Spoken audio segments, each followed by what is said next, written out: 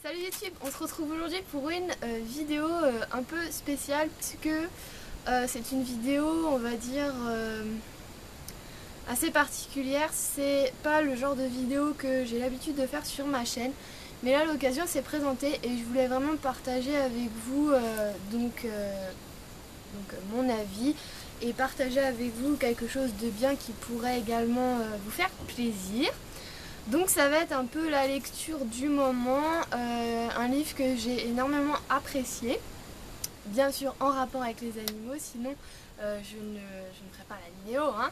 Donc en fait, l'autre fois je traînais avec mon copain, vous savez les trucs culturels là, de Leclerc, et je suis tombée sur ce livre. Donc ça c'est dans la rue. En fait vous avez un rayon animaux avec chat, chien et tout ça, et j'ai dû trouver ça dans chien. Et donc, ça s'appelle, j'ai hyper chaud, je me suis mis en plein soleil, mais c'était meilleur endroit pour filmer. Donc en fait, ça s'appelle Le chagrin des animaux de Barbara Jenkins, comme ceci. Voilà. Donc le prix, en gros, le quart, c'est 18 euros. Donc vous avez là le prix. Et je vais pas vous lire tout le résumé qu'il y a derrière, mais je suis sûre que si vous allez sur internet, vous pouvez le trouver. Mais en gros, c'est une scientifique, oui, si on peut appeler ça comme ça, oui, une scientifique, une anthropologiste plus précisément, donc Barbara Jenkins, qui en fait rapporte différents moments très tristes qu'ont expérimenté différents animaux. Donc ça va du chien, du chat, ça parle des primates, donc plusieurs sortes de primates dont les chimpanzés. Il y a également les dauphins, les baleines, les tortues, vraiment plein d'animaux qui expérimentent, on va dire, une scène très triste, la perte souvent d'un être. Des animaux qui expérimentent la perte d'un autre animal avec qui ils vivaient. Et elle fait bien la différence entre ce qu'on appelle l'anthropomorphisme. Pour ceux qui ne savent pas, l'anthropomorphisme, c'est attribuer des sentiments, des émotions typiques de l'homme à des animaux, donc comme la tristesse, je sais pas, l'inquiétude, ce genre de choses, des sentiments que pour l'instant on ne sait pas trop si les animaux ont ces sentiments ou non.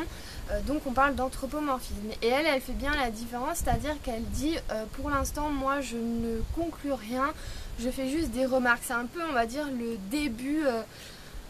début d'expérience oui, scientifique. On part de ce que l'on voit, on en tire des conclusions après et on généralise. Donc là elle part de ce qu'elle a vu ou de ce que des gens lui ont rapporté.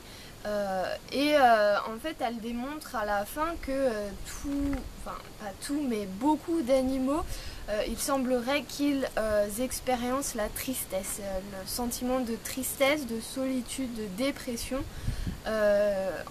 suite à la perte d'un